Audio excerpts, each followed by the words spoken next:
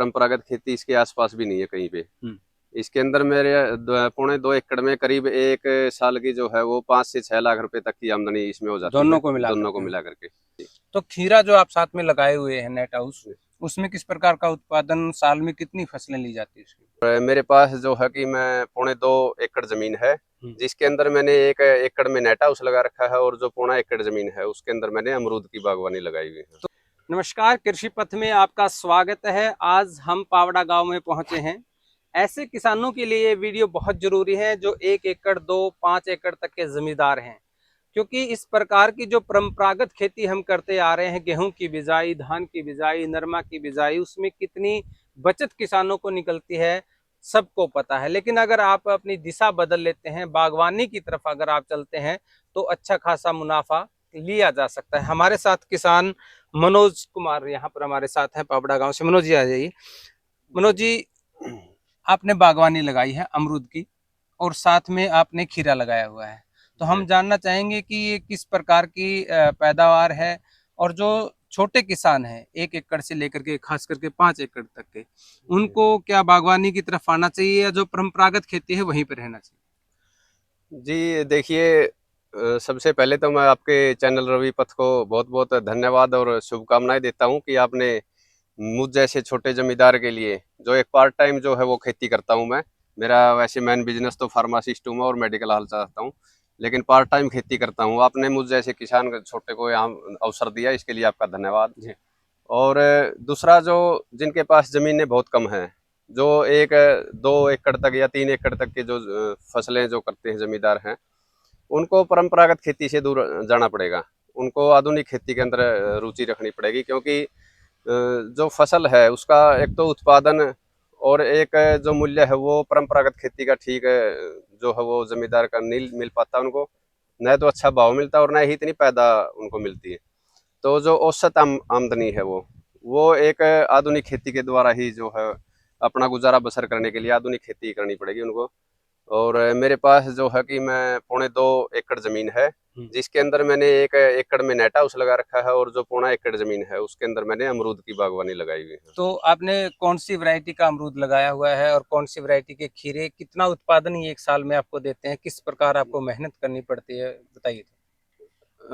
Net house के अंदर तो मेहनत का ज़्यादा का काम है, लेकिन अमरूद के अंदर ज़्यादा मेहनत नहीं करनी पड़ती। जो मेरा 0.25 एकड़ में जो है अमरूद का पेड़ है, और ये लाल ताइवानी जी। अमरूद है। मैंने लिया तो हिसार सफेदा कह के था यूनिवर्सिटी से, लेकिन उन्होंने पता नहीं कहाँ मिस्टेक रही, उन्होंने लाल ताइवानी दे दिया। लेकिन मेरे के लिए ये भी एक अच्छा ऑप्शन बन गया, क्योंकि ये हिसार सफेदा से भी तेज बिकता है बिकने मार्केट में, और इसका टेस्ट भी अच्छा और चमक भी, साइज भी अच्छा ले लेता है ये। अच्छा मीठा जो अमरूद लगाया। तो खीरा जो आप साथ में लगाए हुए हैं नेट हाउस, उसमें किस प्रकार का उत्पादन, साल में कितनी फसलें ली जाती है इसकी? नेट हाउस के अंदर लगभग 2 फसलें ली जाती हैं। मेन तो जो फसल है वो फरवरी के अंदर उसकी बिजाई होती है, और जो दूसरी है वो अगस्त सितंबर के में उसकी बिजाई होती है।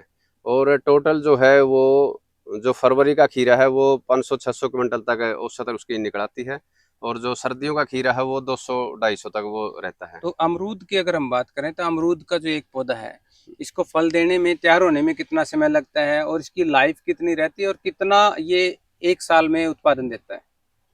ये जो कलमी पौधे आते हैं वो लगभग 3 साल में इनका जो है उत्पादन शुरू हो जाता है। और एक पौधा की औसत जो है वो लगभग 40 से 50 किलो तक जो है एक पौधा की औसत निकल आती है। और यदि भाव अच्छा मिले तो मेरे पास आधा एकड़ है, इसमें लगभग एक सीजन में ही 50-60 हजार रुपए तक का अमरूद बिक जाता है। मतलब जो परंपरागत खेती है वही आप 2.25 एकड़ में करते हैं, जी। और अब अपने नेट हाउस और साथ में अमरूद की बागवानी, तो इसमें अंतर कितना मानते हैं? बहुत ज्यादा अंतर है जी, परंपरागत खेती इसके आसपास भी नहीं है कहीं पे। इसके अंदर मेरे 2.25 एकड़ में करीब एक साल की जो है वो 5 से 6 लाख रुपए तक की आमदनी इसमें हो जाती है, दोनों को मिला करके। और परंपरागत खेती में ऐसा नहीं होता, उसमें मुश्किल से 1 लाख, वो भी बहुत अच्छी फसल हो तो मेहनत का कितना है? क्योंकि जैसे हमारे साथ में दूसरे भाई साहब खड़े हैं, आप धान की खेती लगाते हैं ज्यादातर, तो आपको क्या लगता है पड़ोसी धान की खेती और ये जो अमरूद का लगाया हुआ है बाग, इसमें फर्क कितना लगता है? बहुत फर्क है। तो आप भी चाहते हैं कि धीरे धीरे ऐसी बागवानी लगाई जाए? ऐसी चाहिए आपको भी।